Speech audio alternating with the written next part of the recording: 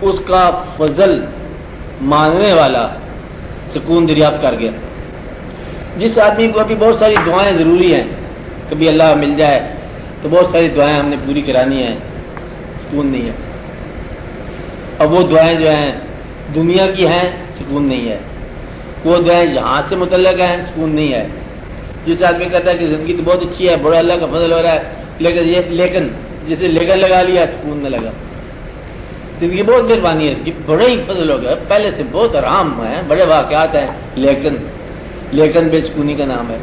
اگر مگر بے سکونی کا نام ہے۔ کاش بے سکونی کا نام ہے۔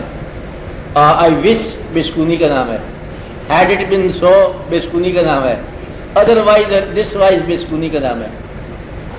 اف جو ہے وہ بے سکونی کا نام ہے۔ بٹ بے سکونی کا نام ہے۔ بٹ صاحب نہیں، بٹ آپ آتے ہیں نا، یہ سب بے سکونی ہے۔ تو بے سکون جو ہے زندگی وہ مشروط زندگی ہے، شرطوں سے بھری زندگی ہے۔ کاش ایسا ہوتا، اگر ایسا ہوتا تو کیا ہوتا، اگر بدلے میں اللہ تعالیٰ مہربانی فرما دے، گویا کہ جو ہوئی ہے وہ مہربانی اپنی ہے۔ مہربانیوں میں مزید مہربانی کا اضافے کی خواہش جو ہے یہ بے سکونی ہے۔ تو فقیروں کی دنیا میں یا درویشوں کی دنیا میں اس لیے کہتے ہیں خواہش نہ کر کہ بن مانگے ہی ملتا جا رہا ہے۔ ہمیشہ ہی بارش ہوتی ہے، ہمیشہ ہی بیج زمین سے نکلتے رہتے ہیں۔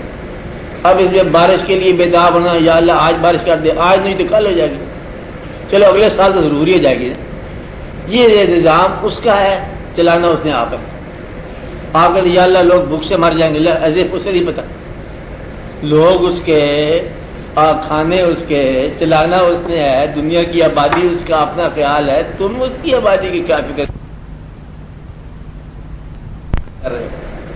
یا اللہ میں چاہتا ہوں اس غریب کو کچھ سے کچھ پیسہ مل جانا چاہیے، اور غریب اس نے پیدا کیا، وہ کئی غریبوں کو غریب بنا کے قریب کر لیتا ہے، اور کسی انسان کو پیسہ دے کے دور کر دیتا ہے، کیا پتہ۔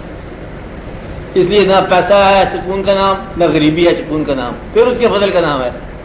آپ آج وہ غریبی جو اس کے قریب ہو اس کا احسان ہے، وہ پیسہ جو اس کا قرب عطا کرے وہ بھی احسان ہے۔ اس لیے میں پہلے بتا رہا ہوں بار بار، امیر غریب کی تقسیم نہیں ہے۔ تقسیم کس بات کی ہے؟